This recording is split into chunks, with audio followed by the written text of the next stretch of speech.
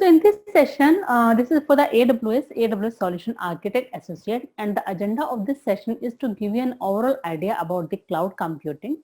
What is cloud computing? Why companies are going for cloud computing? What are the different cloud providers available?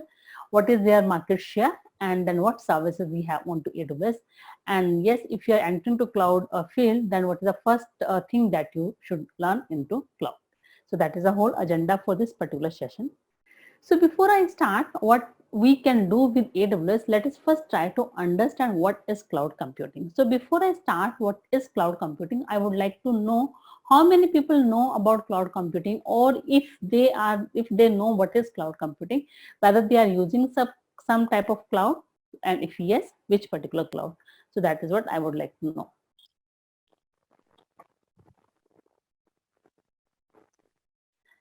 So either you can unmute yourself or you can put in the chat window. It's up to you. So how many people have? Okay, please go on. Hello, yeah, my name is Darshan, and like currently I'm working in Cisco in USA. So just I'm update you, like currently like I'm like watching all the videos and all, so I'm aware about what is cloud computing and like how we have to create EC2 instance and in the AWS cloud, because I have just signed the Udemy course, and then I just starting to learning. I created my account on AWS also, Amazon also. Okay, so I can say in short. So you have just started learning about cloud, and you have taken one course on Udemy. So you have created an account. So, but yes, you have not worked actually into cloud, right? So, and you have Yeah, started with I have AWS. not. Yeah. I just start training and all. Like I just want to brush up my knowledge because we have to update in ITM, right? So that's it. Definitely, definitely. So you are starting with AWS. Great. Yeah, I Anyone else? created EC2 instance, EMI, and then there are so many other things I did. So you have used only EC2 service, or are you using any other services also? EC2, then there are like how to connect with the Linux or Windows with the SSH or PuTTY. That practical I did also. Okay. And there are so So many. I'm just started, so it's not much, but I'm aware about the, because whatever the physical like data centers, which is physical now, it's in the cloud. So with the concept is cloud is like you have don't worry about to, like there are so many instances we have created on the clouds, like the different like as per the requirement. We have created a cloud. We have created the like the image for the instance, the EC2 instance we have created S2 instance. Like suppose if you want to some store, then we have created some S2 instance or S1 instance over there.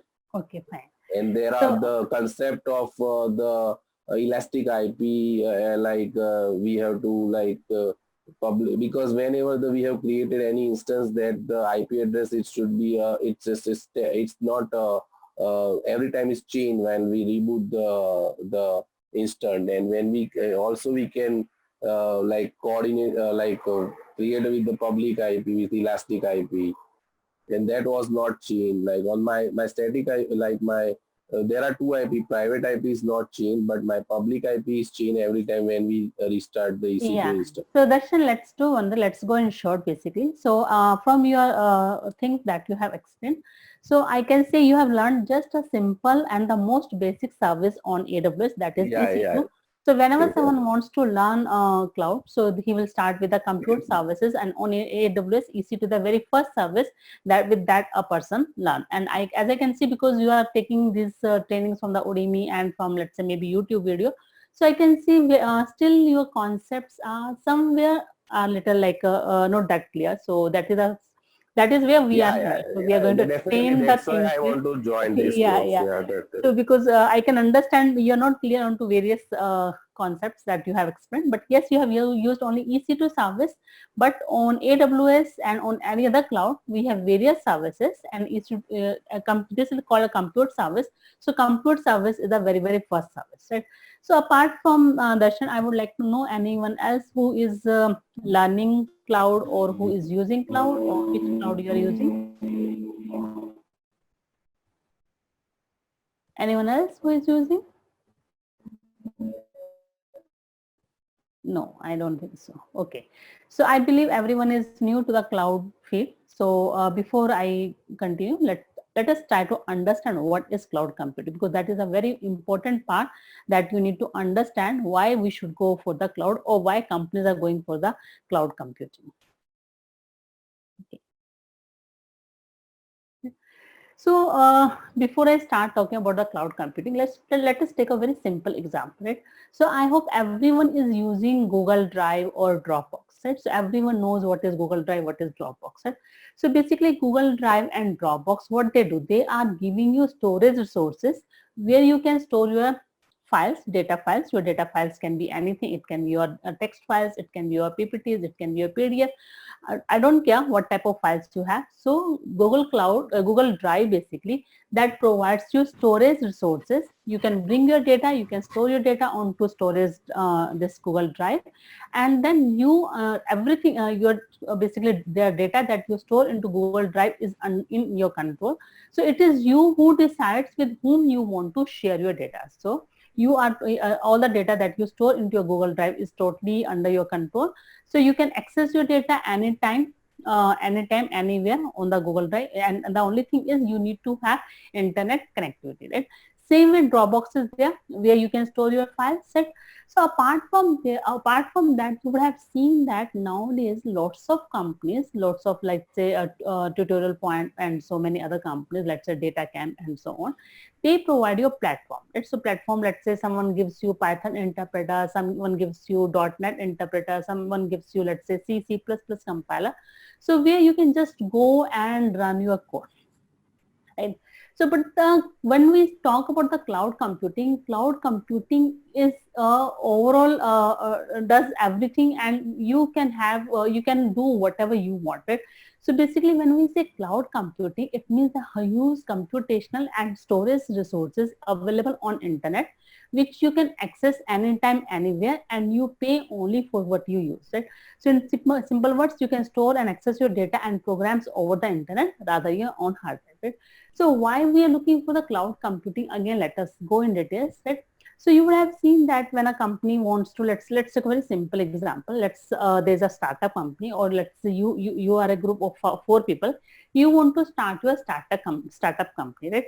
So when you want to go and start your company, you need to have your infrastructure. You need to have certain servers available in your system, in your office, basically, where you can set up your things, right? So these servers, they are very expensive. So you have to pay upfront before you start using. So you have to place an order, you will get the servers, then you will install whatever you want, let's say database server, web server, or various other type of servers, right?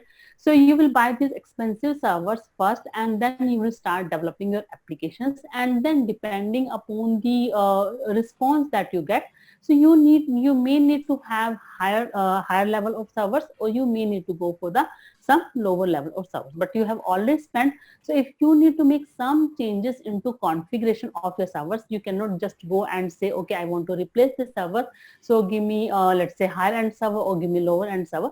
That is not possible, right? So you have purchased, either you go for the replacement, or otherwise you basically meet your requirements with your existing server, right? So you can see here there are upfront charges, and then you are not sure that whether your whatever plan you are bringing into a startup company, that will work or not. So if it works, fine. If it doesn't work, then definitely you have already spent so much money, so you cannot take that money back, right? So when we say cloud computing, because lots of resources are already available, computation and storage resources are already available. So in this case, you don't need to pay anything upfront. You first decide what you want to do, and without spending even a single penny, you can take computation resources, you can take storage resources, you start developing, and depending upon your requirement, you can very easily scale up your resources, and you can very easily scale down your resources. And that is why lots of companies, in fact, the companies who already have their lots of servers, their data centers, they are now moving to the cloud, because they don't need to do any capacity planning. Depending upon their requirement, they can very easily scale up and scale down. Right. So I hope this is clear. What is cloud computing? Any question on this?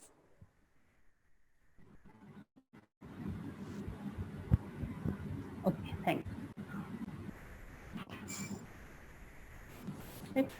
So now you would be thinking that, okay, these cloud, so definitely there are cloud providers who give us this computational and storage resources, right?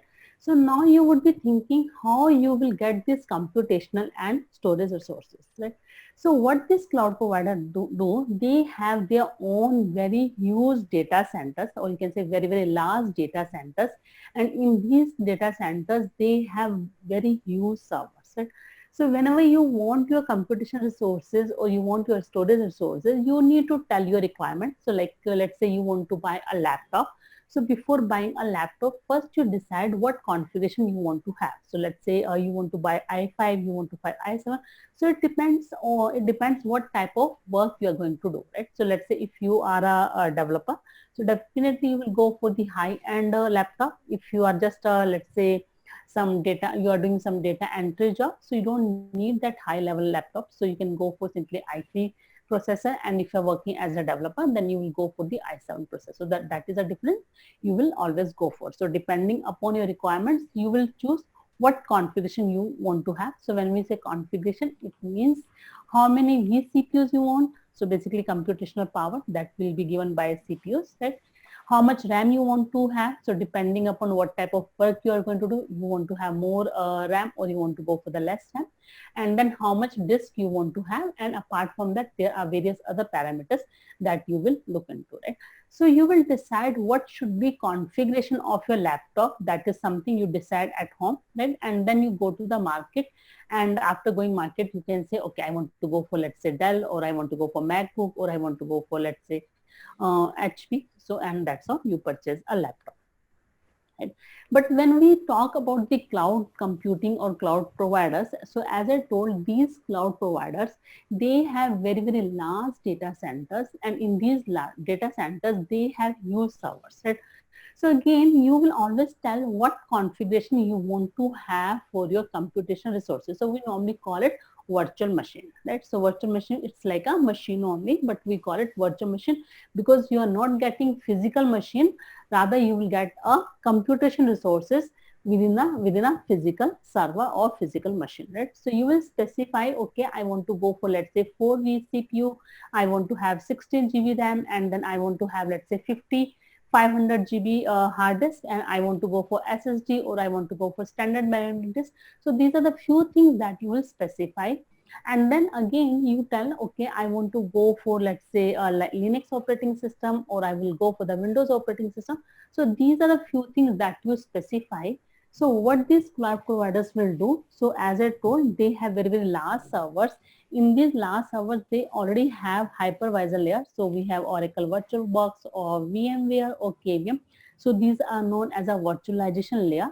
So that is already installed. So you specify, okay, I want to go for this type of configuration. So from these physical servers, they will basically separate a specific computation resources from the data center. So if you specify that, okay, I want to go for 4 CPUs, normally we talk of vCPU, so I will tell you what is vCPU. So let's say you'd say that I want to go for 4 vCPU, 8 GB RAM and 500 GB disk, right?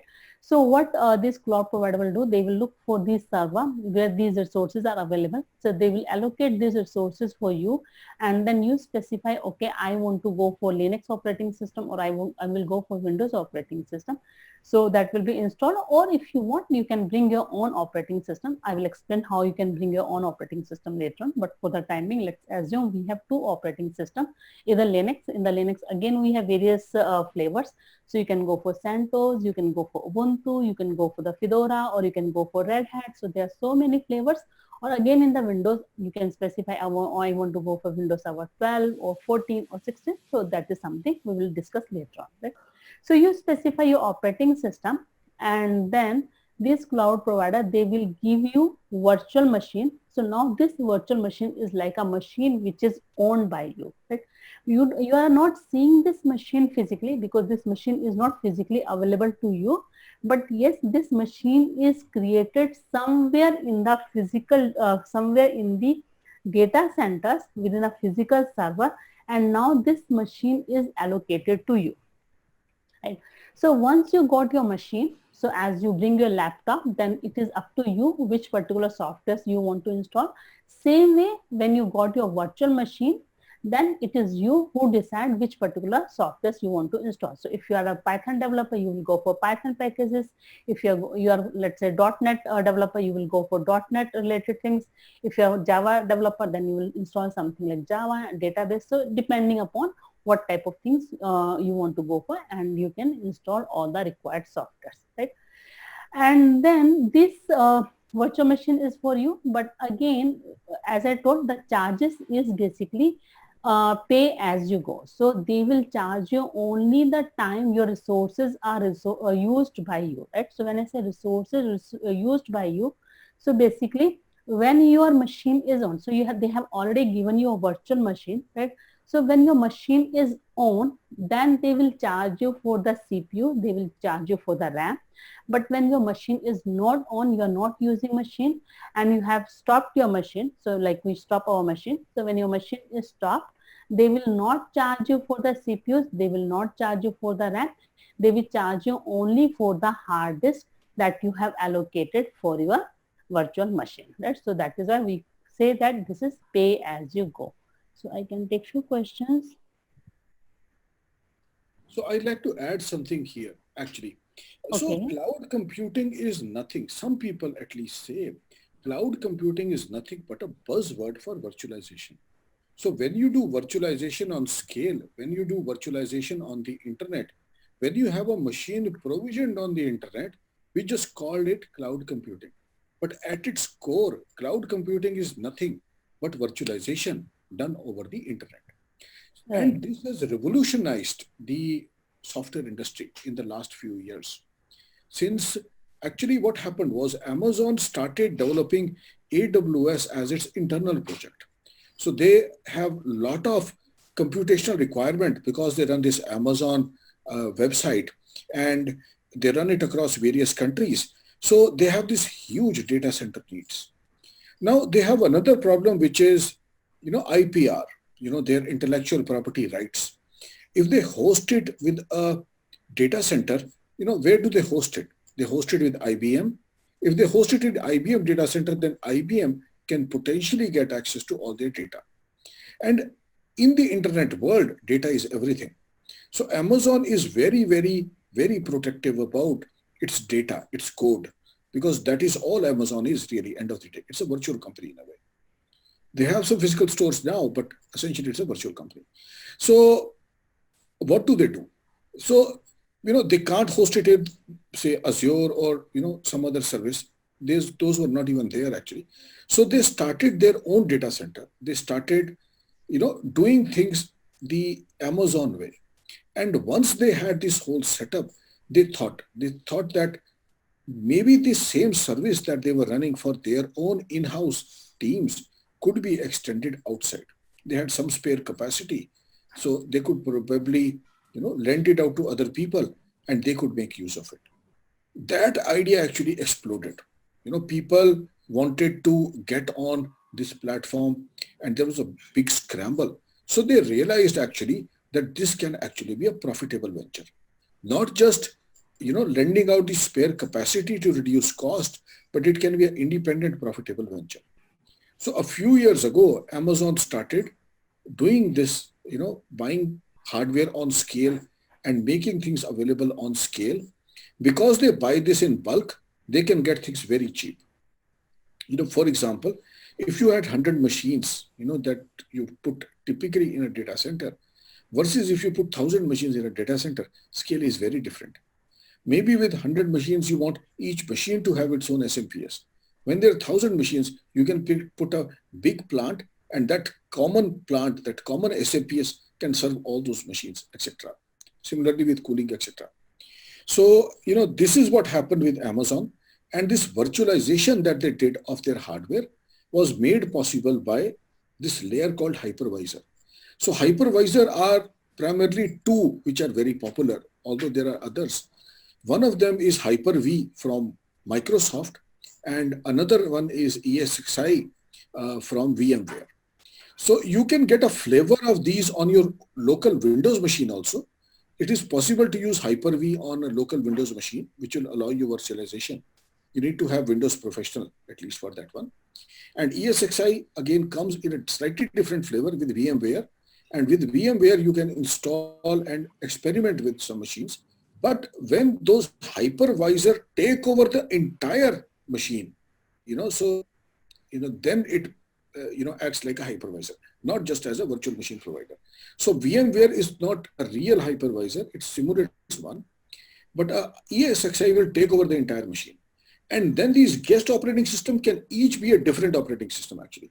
So on the same machine, you can have one guest operating system running Linux, another one running Windows, another one using, maybe another flavor of Linux. So all three of them can coexist, and then you can have these hard boundaries or soft boundaries as you choose. You can have some just for one guest operating system.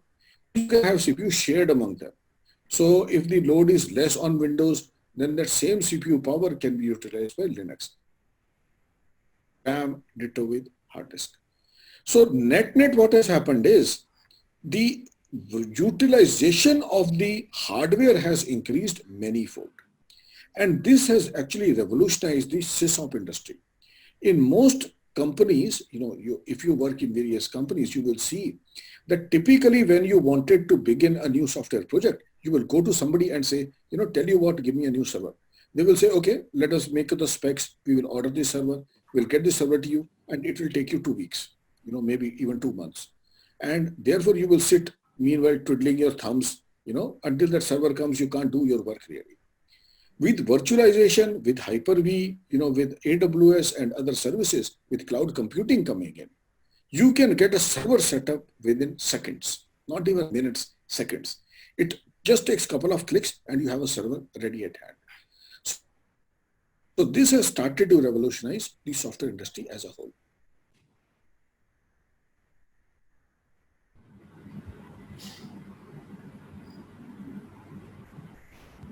Shelly, please continue. Okay. Right. Thank you, Rahul, for sharing your knowledge. Right. So so Rahul is correct, right? So basically, as I told, these cloud providers, they have used data centers. In these data centers, they have their physical servers, which are again used, right? So now, as I told, as a user, you will always make a request and then you will get virtual machine, right? So you can see here, this single physical server can be shared by multiple users, because I will take my resources in terms of virtual machines, right? So on a single physical machine, on a physical server, I can have, let's say, hundreds virtual machines, depending upon what configuration we are allocating for each virtual machine. So that's how your physical server will be divided into multiple virtual machines, and every virtual machine will have its own operating system. So they are totally isolated. What one virtual machine doesn't know what other virtual machine is doing or what they have on that particular machine. So this is totally isolated, data totally secure. So we don't need to worry about, okay, if my machine is being shared by, let's say, if I'm having my virtual machine on one physical server, so maybe my data can be accessed or my code can be accessed by other user. No, that will never happen. These machines are totally isolated, right? Second thing is, as I've given you an example of the startup company. So it is not the startup companies only who are using cloud computing, rather the companies, big companies like Walmart, Flipkart, and all the American Express and all the big companies who already have their data centers have now realized that building their data centers and then managing and maintaining these data centers are much expensive as compared to when they take their applications, when they take their existing infrastructure, whatever infrastructure they need for the applications onto cloud. And in fact, all the companies have already decided to move their applications onto cloud, because yes, it has been realized that building their own data centers, managing and maintaining is much expensive, right? So we can compare this something like that. Let's say you need power, so either you can have your own generator set, so you can buy a generator set and then you can use that generator set, right? So when you use your generator set, it will have a limited capacity, so you need to worry about the fuel, you need to worry about what is the total power, or you can say units it can provide you, right? Instead of that, what we can do, we can directly go to the, let's say, this power supply set. So we can take a subscription from that, and depending upon our usage, we use our power. So I don't care how much power they have. If I need to, let's say, switch on 5 ACs, I can switch on 5 ACs. If I want to switch on 1 AC, I can use 1 AC. So I don't need to worry about, okay, whether I'm using underutilizing or I'm going for overutilization. I will pay only for what I'm using, and that is a whole concept inside cloud computing.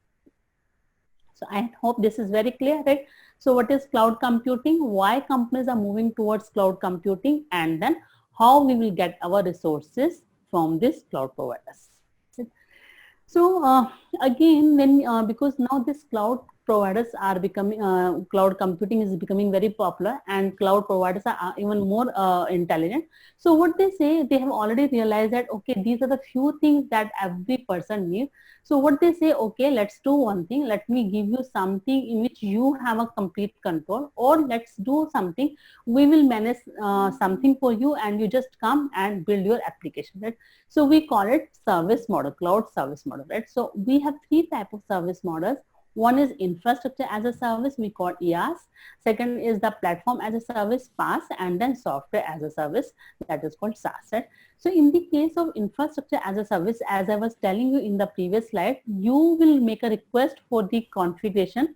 You will get a virtual machine. You will tell what operating system you want to install, and then it is you who will decide which particular softwares you want to install, right? So once a virtual machine is allocated for you, now this is your responsibility to, let's say, upgrade your, let's say, to add the updates, to add the security patches, and whatever softwares you want to have, right? So you are responsible for everything, right? So I will give a very quick example here. So you can see here on the very left side, this is a server that you own into your own data center, right? So when you have your own server, you are responsible for everything, starting from the networking, storage, server, virtualizations, operating system, whatever softwares you want to install, that is middleware, runtime, data, and applications. So as a user, you are responsible for everything, right? When we go for the infrastructure as a service, till the virtualization part, this will be managed by the cloud provider. Then you can tell which operating system you want to install. So it either can be basically vendor, or you can say cloud provider own, or you can bring your own operating system. So we will talk about that later on. And then you are responsible for set up the platform. Let's say if you want to go for Java or Python or whatever, so you are responsible for set up the platform, and then whatever application and data you are storing in this particular virtual machine. So you are responsible for all these things, right? But sometimes when, let's say, if you are running if you want to deploy your web applications, and you don't want to get into all this management part, right? So what you want, okay, give me a managed machine where everything is already installed. I don't want to worry about all the inside infrastructure. Let me focus only on my application and data. So as a developer, you always want to focus only on the business logic. You want to make sure that your data is secure. So you don't need to worry about anything else, right? So that is called as a platform as a service. So all these cloud providers, they give you platform. Let's say you want to deploy your Java application, or you want to deploy your Python application or .NET application. So they will give you a platform. You just bring your application and deploy. So when you go for the platform as a service, within few minutes, you can just basically build, test, and deploy your application. So it's so fast, right? Then because you are going for the platform as a service, in this case, you don't need to worry about the load balancer. So this platform as a service will automatically take care of everything. So let's say if you are having thousands users on your application, so it may need one server, and let's say if you're getting 10,000 servers, it may need to scale up to 10 servers, or maybe 5 servers.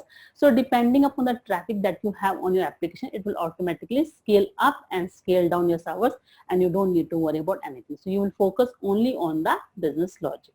The third type of service model is software as a service, where these cloud providers, they provide you software. You just use that particular software. So you can say Gmail is like a software as a service. So you don't do anything.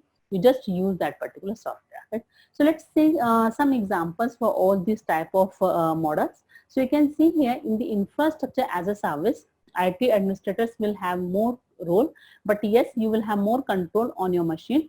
And on the AWS Elastic Compute Cloud, we call it EC2 in short. So EC2 is a infrastructure as a service. Then on the Microsoft Azure, we call it virtual machine, and on the Google Cloud, we call it Google Compute Engine. So this is like an infrastructure as a service where you specify what type of machine you want to have, what operating system you want to have, and then it is you who decide what you want to install. Okay? So as a platform as a service, on AWS we have Beanstalk, Elastic Beanstalk, and then on the Google we call it App Engine, and on Azure we call it App Service. In the software as a service, if you see here Office 365, I think everyone is using nowadays in the industries. Office 365, Google Docs, Gmail, Salesforce, CRM. These are few examples of software as a service where you don't need to worry about anything. Everything will be taken care by the cloud providers. You are just end users. You come and use, and that's all. You are not responsible for anything.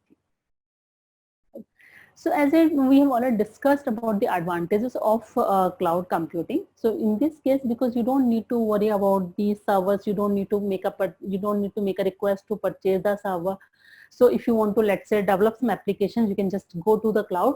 You take the resources depending upon your requirement, and then you can start implementing. So fast implementation, right?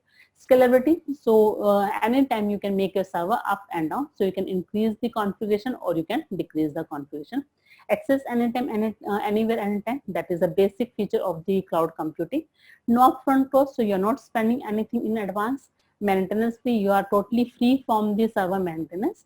And security, definitely when you bring your data and applications in cloud, these cloud providers are more basically concerned about the security. And in fact, all the cloud providers, AWS, GCP, and this Azure, they always keep security at the very first front. So for them, security is the most important thing. So they want to make sure that your applications, your data is secure.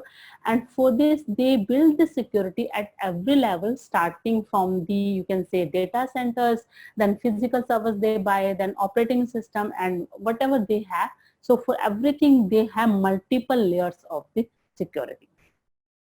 Right? So if we look onto the public cloud providers, though there are many cloud providers, but these are the cloud providers which are more popular. But yes, there are hundreds of cloud providers. In fact, some companies, they have their own clouds, but we are talking about the public cloud providers. So AWS is on number one. In fact, AWS share almost 52% share in the cloud computing. Then we have Microsoft Azure, and then Google Cloud Platform. Then we have IBM, DigitalOcean, Salesforce, Oracle, and as I told, there are many more cloud providers. Right. So as this particular webinar is totally on the AWS, so we'll focus on AWS, what we have on AWS, how AWS has its own, basically infrastructure, global infrastructure, where it is available, how they are making these applications or these services available to us, right? And then what are the different services we have onto AWS and how we can use that. So that is the thing we will discuss now, right?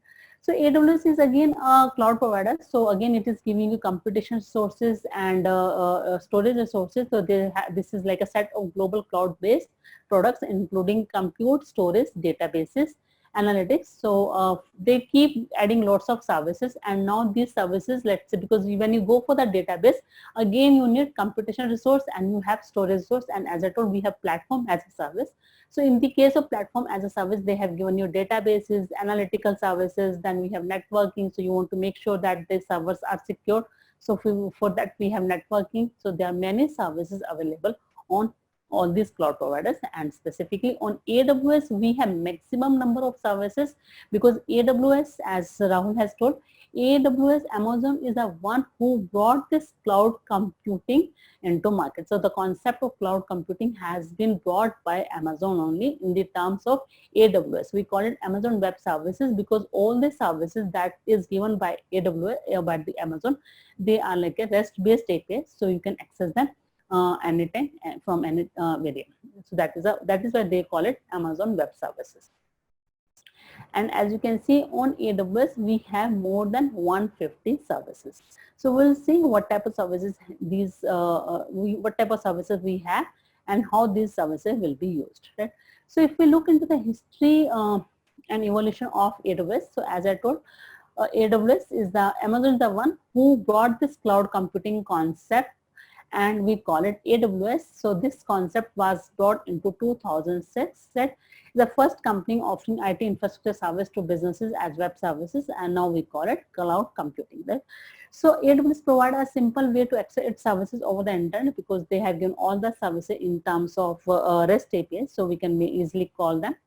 Today, AWS provides a highly reliable, scalable. So AWS has its presence in 190 plus countries, right? So you can see here, if a company has its presence in 190 plus countries, and they have to provide computational resources and storage resources to all the organizations, and that is unlimited, you can say, right? So you don't know how many computational resources and storage resources this company will need. So they need very, very large data centers, right?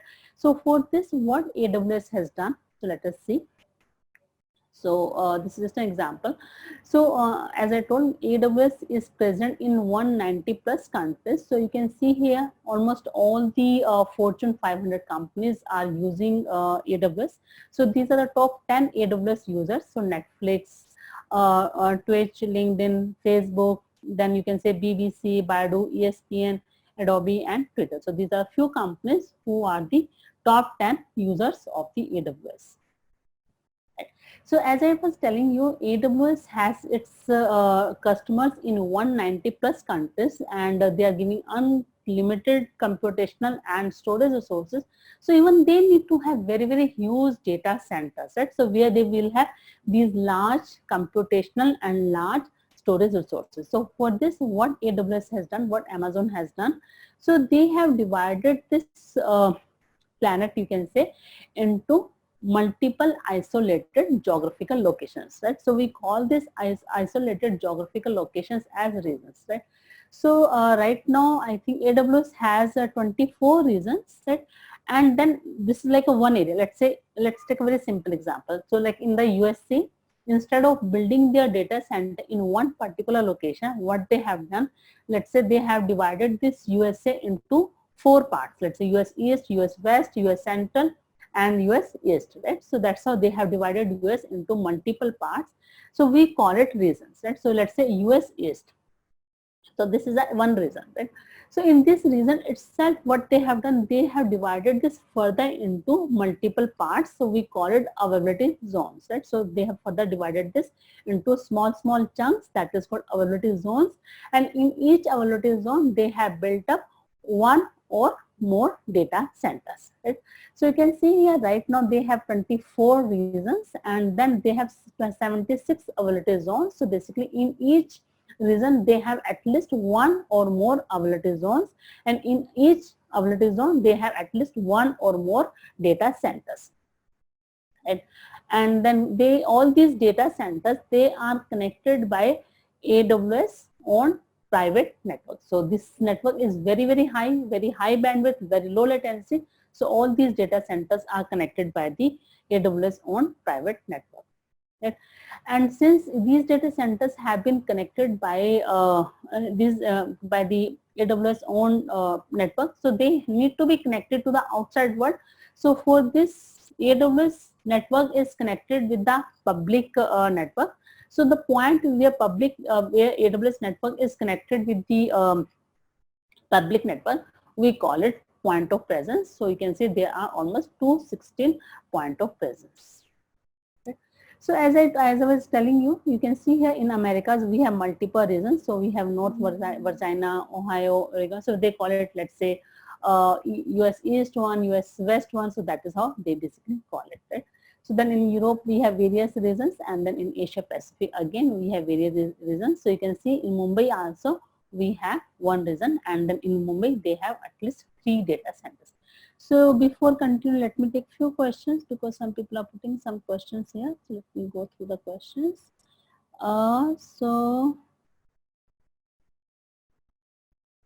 Okay. So we'll discuss about the classes later on. So as I was telling you, on AWS, we have almost 150 plus services. So depending upon the functionality or uses of these services, these are divided into categories. Right? So you can see we have compute, we have storage and databases, then networking, identity security and compliance, deployment and management. So depending upon the functionality, these services are categorized, or you can say grouped into categories, right? And again, AWS, he keeps checking the requirement of the organizations. So depending upon the requirement of the organizations, AWS keep adding new services onto AWS.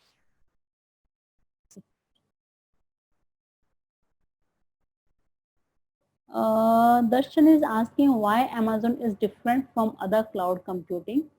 So Darshan, can you tell me what exactly you mean to say, or maybe after this session I can take your questions. Maybe we will give 10 minutes.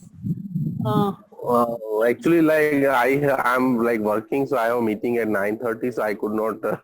I have No, to no, disconnect it. we will be over by 9 o'clock. Don't worry. Yeah, okay, fine. So yeah, that's fine then. If you don't want to disturb class, I totally understand. Yeah. It's fine. So what exactly you wanted to ask when you say that how Amazon is different?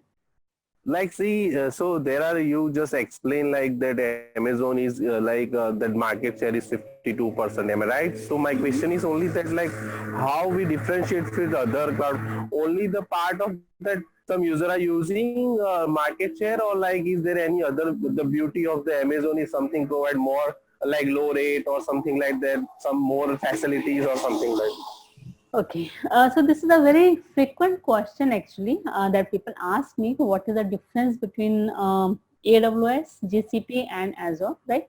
So as Yeah. you can see, there is no big difference actually speaking, right? So AWS is the one who came into market in 2006, then Azure came in 2008, and GCP, though he launched his one service in 2008, but actually he entered into real scenario in 2010, but yes, he started building new services in 2013. So on all these cloud providers, they have the same services, let's say compute, then this databases, storage set. But yes, again, when you buy a laptop, so you can see here we have Dell, we have HP, we have IBM, we have Dell, HP, then we have MacBook, right? So every laptop has its own characteristics, right?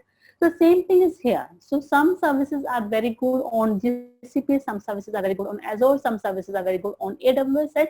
And in fact, nowadays, what I have seen that in industry, all the big companies, they are not relying on a single cloud provider, rather they are using all these three cloud providers. So they are building some applications on AWS, they are building some application on GCP, and some applications on, let's say, Azure, right? So let's say if you want to go for the Windows related things, then you will go for Azure, right? So normally when you go for that, Okay. then people go for GCP. Then again, on the data related services, GCP is very good because Google is a data company, right? So Google is a data company, so they keep building lots of things, products internally, and whatever product they build, they ultimately bring it onto cloud, onto their own platform, right? So but yes, there is no, if you say that okay, AWS is better than GCP and GCP is better than Azure, no, I cannot say that, because they stand at the same level. So every cloud provider has its own plus and minus points. Okay. Okay, so can I thank you for like giving me the wonderful answer, but can I ask one more question? Yeah, sure. So like you updated so that the GCP and Amazon, like so that all we, if we like go for the like Windows, then we have to go for Microsoft, and then if you go for the some other product, then so can we, like, if I'm going like on Amazon, or like one application I'm launched in Amazon and other one is on like Microsoft, so can we do both these both two applications like high ability or something like that, or that totally different application, See, so there there's is a no need? difference. I think you got it wrong actually. Yeah. You got it wrong. So now See, let me explain, right? So basically when we say high availability, right? So high availability means you want to run the same application on multiple servers, right? so that if something goes wrong in one server, it should not impact your application, right? So your request can be Yeah. served from the second server, right? So when we say hybrid cloud, doesn't mean that you are running the same part of the application on AWS as well as GCP as well as, let's say, this one Azure, No, right? that I understand. My question is like, suppose like, see in the real world what happened, like if my hierarchy we have created like once one my setup like disaster recovery is I have configured. So my one setup is in like suppose in New York and other is in India. So my question is that if we can do it the same way like on the cloud, or it's not possible. Yes, we can do same, and that is what you will learn in this particular course, right? So we'll start with the foundation Okay. services, and then ultimately the purpose is like how you can go for how you can make highly available and reliable applications onto cloud, and that is what we'll learn, right? Yeah. Mm-hmm. So how you can build your highly. So let So me that's go why I'm very asking quickly the here. question. One, suppose if we one the application we run on the like Amazon, and the other one is we can deploy on the other, and then we can do the like HA or something like that. I think Like No, no, no, that's no, no. let us not confuse.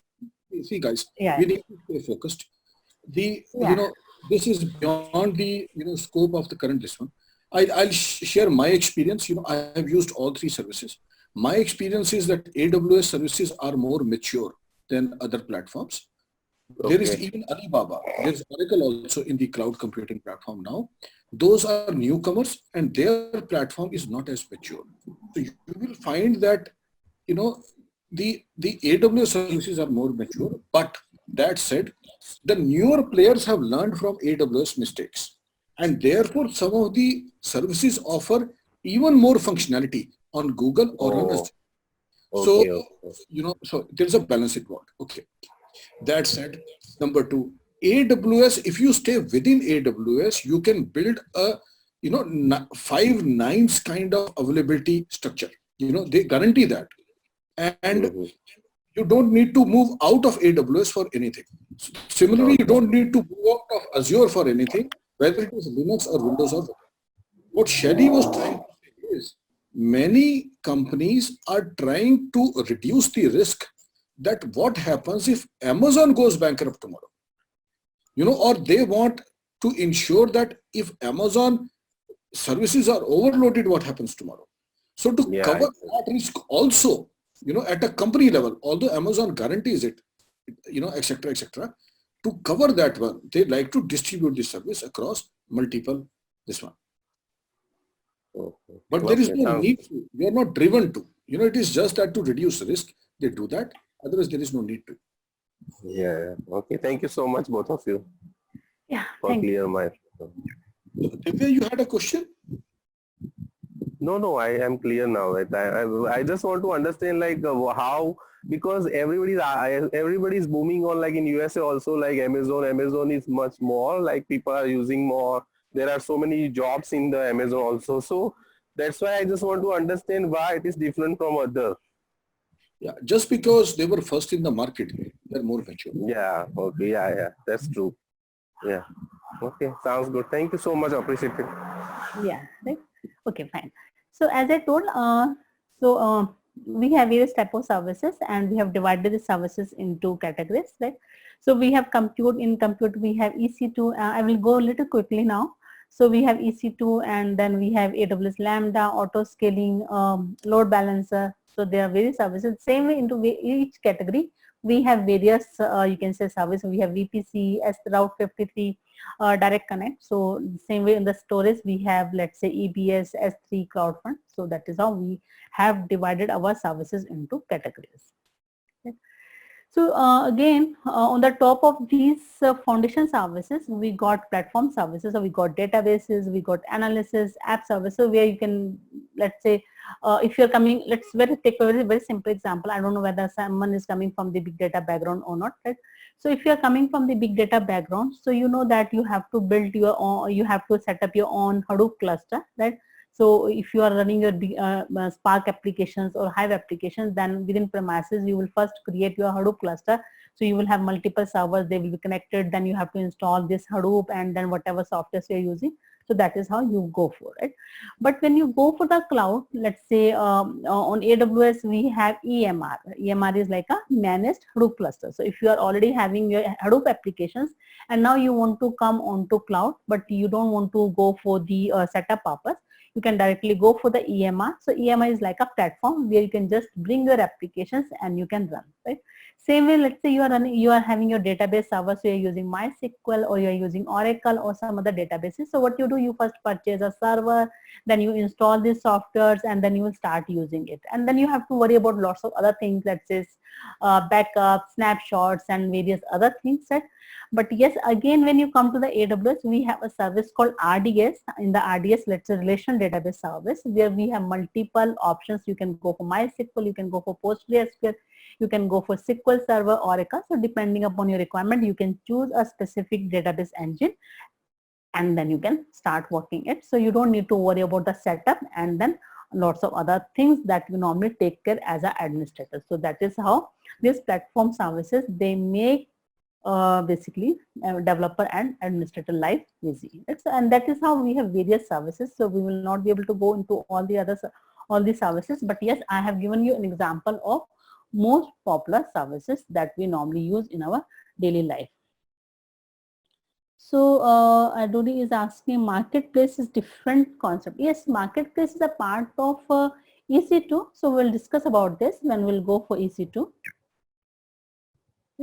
So let's say you want to create your own virtual machine. On that virtual machine, you want to set up your WordPress, right? So that is one thing. So what you can do, you can take a virtual machine and then as a user, you can set up your own WordPress, right? Or otherwise in the marketplace, we can get a AMI. So we'll discuss all these things in details. So how you can take a AMI from the marketplace, where you will have, let's say you want to go for the Linux operating system plus WordPress already installed. So that is what you can go for the marketplace, right? So this is how you will build your scalable and reliable web application, highly available application. So we will have load balancer, we will go for the Route 53, and there are so many other things that we will discuss that will make you understand how to build your scalable and highly available web applications onto cloud. So these are the core services. So when you will go for this particular course, solution architect, we will focus on the compute, networking, storage, databases, security. So these are the few services on which we will focus. So this particular course is specifically for those who are looking for the AWS certification in the solution architect associate, and whatever is needed to clear that particular certification, we will focus on that. So we will not focus only on the certification. It is not like that we just want to give you theoretical knowledge so that you can clear your certification. No, we will not go for that. We will focus on the practical part so that you can understand what different services we have, which service you should use in which particular scenario, what are the different features, what are the purpose of those features, what feature you should use in which particular, so you need to understand the use case of each particular feature. So this is something we'll focus, and then again, we will also help you to clear your solution architect associate exam, certification exam. So we will, after every service, we will take 4 or 5 questions. We will try to make your concepts clear. And then once this session is over, so we will take at least 2 and 3 sessions, because on the AWS certification exam, it is scenario based. So we'll discuss various scenarios. We'll discuss what type of questions you can expect and how you should get the answer from the questions itself, right? So because I have already cleared my AWS, I've already cleared my GCP, so I can very easily guide you how to look into the questions and how you can find out answers from the questions itself, right? Okay, so I think I wanted to give you some demo, but I think we are running out of time, and so these are the few services that will focus. EC2, S3, RDS, VPC, Autoscaler, that will help you to build your scalable application. IAM, that will help you to control who can access your servers and how they can access. Then we'll look into the load balancer, CloudWatch, and then CloudFront. So CloudWatch is basically used for the monitoring. and CloudFront is for the CDN, that is Content Delivery Network. So we'll focus on these services. Apart from that, we will see if we need something else. So we will focus on that particular service also. And I will already shared the detailed session-wise content with Rahul. So if you want, you can take from him. And then, so overall objective of this particular course is to, as I told, we will not focus only on the certification, rather we want you to understand how to use all these services efficiently for your application. So we'll also focus on the costing, how to go for the cost optimizations. So these are the few things that we will discuss. Okay, so I wanted to show you, so you can see here. So when you go for the EC2, so you can see here, I just, we can go for the Windows server, we can create our Linux servers, and you can see here right now my one server is running and my second server is not running, right? So when your server is stopped, so you can see here my first server is stopped. So when your server is stopped, because this is based upon the pay as you go, so AWS will not charge you for the computation resources, that is vCPU and RAM. They will charge you only for the hard disk that you have basically used for this particular virtual machine. Right now my Linux server is on, so it is charging for everything, but yes, once I'm done, I can go and stop that. So I can stop that, and then once I stop this, it will charge you only for the storage resources, right? But again, you don't need to worry about the cost part, because if you go for the AWS free tier account, so lots of services are given free of cost. So in fact, whatever we will use, it is almost free, so you don't need to worry about anything. So you can see here, there are some services which are always free, so they are not going to charge you even you are into free tier account or you are after paying account, right? So they will not charge you. Then they will give you 12 months free access. So some services are freely available for the 12 months, and then there are some services which have some quota. So, and you can use those services as a trial purpose, right? So you can see here, if I create a EC2 instance with the T2, the specific configuration, T2 micro, right?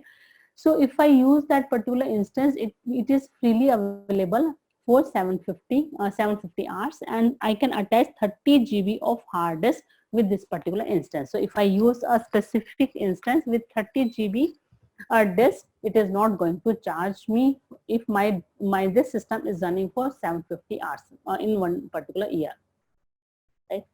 So again, if you store your data, so up to 5 GB data, it's totally free per month. And that is how you can see there's lots of services which are almost freely available. And whatever services we are going to use in this particular course are almost free, so they will not charge you. But yes, to use AWS services, you need to create a free tier account. So you can click on, you can just Google, create a free account. It will ask you your credit card or debit card. So it will charge you, I think, 2 rupee, and that will be refunded back. So this 2 rupee is charged only for the validation purpose. And once you create your free tier account, so you can see here, until you upgrade your account, it is not going to charge you. So let's say if your free tier account is over, and then if you don't upgrade, it will send you a mail. If you do not upgrade, it will just terminate your services, but it will not charge you. So you can be relaxed. You don't need to worry about the basically billing part. So whatever services we are going to use, that is going to be free of cost, right? So now I can take few questions. I think I'm almost done.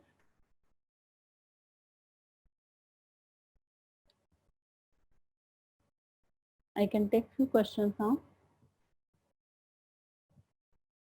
So let me take the questions. Chandana is saying, ma'am, information about amount we should pay for the course. Chandana, this is something Rahul will tell you, so you can call Rahul. No.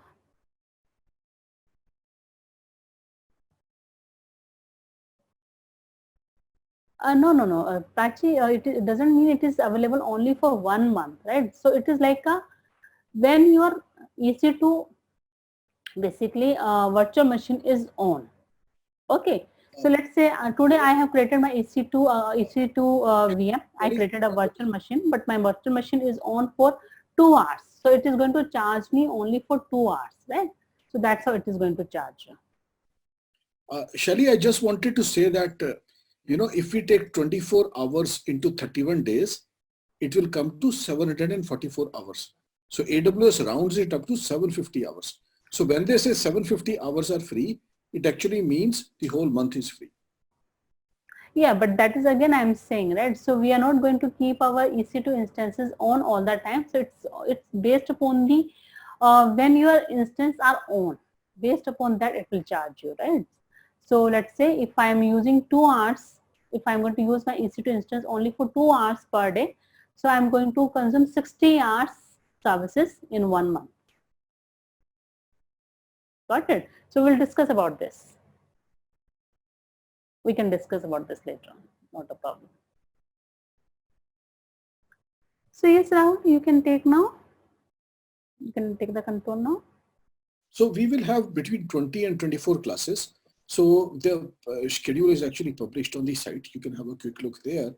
Towards the end of the classes, we'll have few classes where we prepare you for the certification exam. So yes, we plan to have classes Monday to Friday at 9 p.m. IST every day. The weekends are free for you. You can practice. You can have questions ready for us on Monday. So that is roughly the structure of this class. Any more questions? We'll be happy to take them on. Otherwise, we'd like to end the session now. Yeah. So Darshan is saying the regular time would be 9 o'clock. Yes, Darshan, because you requested Rahul. So we will keep this time 9 o'clock.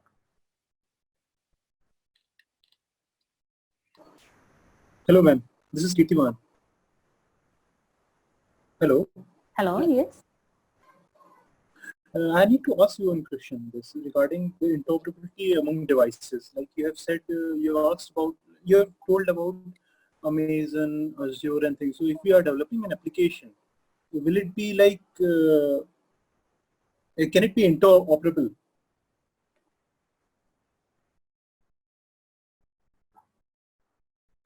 You are not audible actually very clearly. So Okay. let's do one thing. We will take your questions. No, okay. So is this a question about interoperability? Yeah, yes, sir. Yeah, okay. See, typically what happens is there is a next evolution which has happened on virtualization, which is called Docker. So Docker is containerization.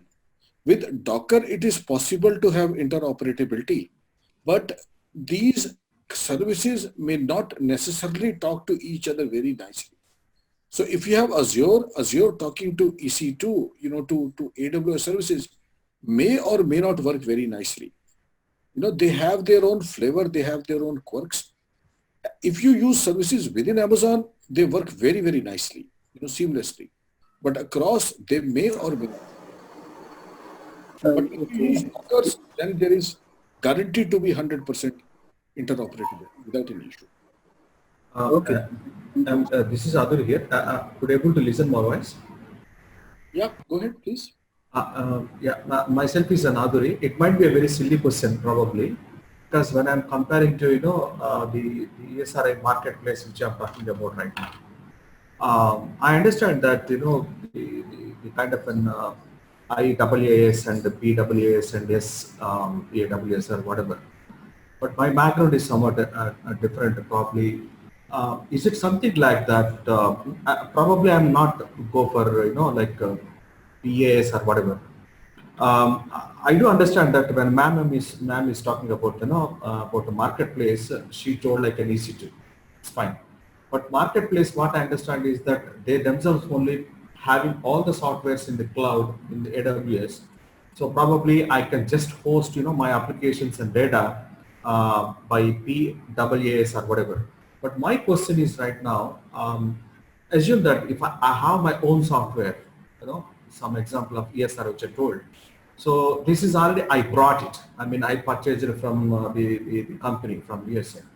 So since I already have my license, can I push my software into the cloud so that I can install in the bucket, maybe in the bucket, something like that? Of course you can. Yeah. As long as the license permits it to be deployed on a cloud, you can. Microsoft sometimes makes the restrictions too much. For example, when you deploy a Windows machine on a cloud, then multiple people can use it. So Microsoft has, this policy called CAL, which is, CPU versus user license. They have some concept of named licenses versus number of licenses. Named licenses typically, say that you can use only one user and that user is named. Versus you have, CPU based licenses where as long as it is one CPU, you pay. So depending on the license policy, yes, you can deploy. Sir, but my example is that ESR is already having some marketplace, it is already there. But if I'm going to use, probably I may need to, I have already made some estimates here because I stayed barren. So my estimates are becoming more. So in spite of going to that, having my own software so that I can install it and I need not to go for marketplace. Correct me if I'm wrong. Sir, AWS makes it so simple that if you have a working machine, for example, right now we are seeing this desktop of Shelly. You can take this whole desktop, virtualize it and deploy it in AWS in matter of hours. Any machine can be deployed as a whole with everything installed, pre-installed there. You can create an image of this and deploy it as such on AWS without a problem. It is that powerful now. Yes, so that is we were talking about the ISAT. So let's say if you're saying that you already have software with license, right? Now you want to bring that particular software onto cloud, right? So what you have to do, as I told, when you go for the EC2 instance, right? So you will get a virtual machine and it's like your machine, right? On that machine, you can set up whatever software you want, right? So if you already have one software that you have purchased with license, and if that basically software allows you to install on multiple machines, then definitely you can bring that software with license and you can install, right? So some softwares need license, some software doesn't need license. So if it is open source, you can download from the internet. If you have purchased, you can bring that software and you can install it. So when you create your EC2 instance, no one stops you from installing anything. It is your machine. You do whatever you want. You have complete control on your machine, right? That is what he has told. And then again, as Rahul told, if you have already installed that particular software on your machine and you have built up something and you want to take the whole machine as it is onto cloud, onto AWS, yes, you can go for the virtualization. So you will create a virtual machine. We'll explain that part also when we'll go for the classes. So there is an import export option. So you can take the whole machine as it is onto cloud. So we'll discuss using that EC2. I think it's when we'll discuss about the compute, we will discuss about how you can take your existing machines. Let's say in your industry, in your company, you have hundreds servers and you just want to take these machines as it is onto AWS. So that is also possible. So you can take these machines as it is onto AWS. So no difference at all. So we'll discuss about that thing. Thank you, sir. So for same thing, there are multiple options, right? So this is your choice, what you want to do and how you want to do. We'll discuss about all the options. And so when I'm talking to some of the people here in Bahrain, we have some regional office here, but I tried to connect with them last 1 month to 1.5 months. But unfortunately, there is a lot of discussion going. End of the day, I could not get proper answer, but I was stuck up with some other work. I think today I got a little bit answer. That's what I'd like to learn more. So for everything, there would be multiple options. We will always discuss about all the options that is available. We will also tell you in which scenario you should choose which particular option, and then it is you who need to decide how you want to go for that. It might be looks very silly at this point of time because in IIT Kanpur, as I know very much, the presentation looks very excellent when I compare to some other things, honestly speaking, because I just want to learn because I'm a very senior guy. And now after learning all these things, maybe I'm not very fascinated to go ahead and AWS certification, but learning from your end, then I want to go and tap the market of Middle East and so on. Anyway, I don't want to talk much business point of view. But being a senior person, I want to learn something so that I can talk to the customers. Learning is the first focus, right? Get the certification. I've seen lots of people who like, if you see nowadays on the LinkedIn, every other day, every person will put, oh, I've cleared this certification, I've cleared this certification. So people are getting 16 certifications. I don't want to. So what this makes sense? Yeah, what is the point of level, the yes. certifications if you're not clear on the concept, if you're not able to know what to do, how to do, right? That is more important than getting the certification.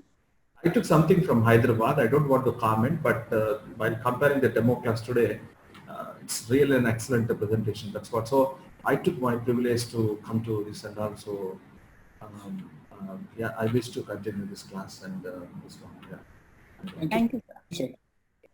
I hope we are done, and I hope you enjoyed the session. Thank you very much for attending the session.